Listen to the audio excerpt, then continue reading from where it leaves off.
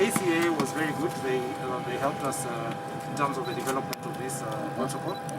And KQ is actually one of the best loaders. We were commended by Johannesburg in terms of the way we secure this, because this cargo cannot move when the aircraft is airborne. I would also like to say Kenya Airways is ready in terms of any evacuations required. Kenya Airways is ready to make sure that we provide that facilitation. This is a unique and outstanding performance.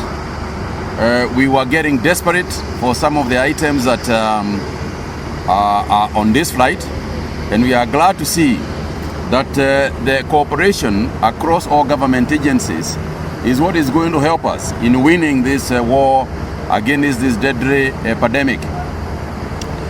Just for the record, on this flight, we have been informed that we have got 500,000 3-ply masks. We have got 200,000 testing and sampling tubes, and this is a very important thing. These 200,000 sampling tubes are key to our ability to mass test Kenyans. I want to confirm that we are doing everything we can to enforce the curfew, to enforce the guidelines that we have been given by the Ministry of Health, and we will step up what we need to do to ensure that we keep our people safe. A lot of people have been asking, are we prepared for more challenges?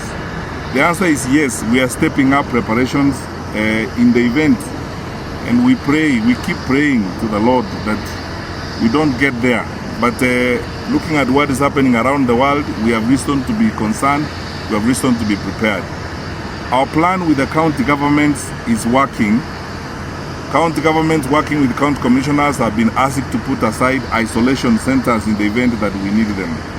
I now can confirm that we have been advised by our colleagues in the Ministry of Trade that we will have enough face masks in the country, and we will support each other.